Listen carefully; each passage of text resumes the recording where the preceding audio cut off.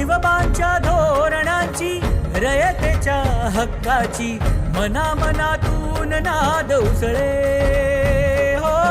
मराठीला अभिजात दर्जा कृती केली ही गर्वाची अभिमानासाठी झटते हो, हो, हो, हो.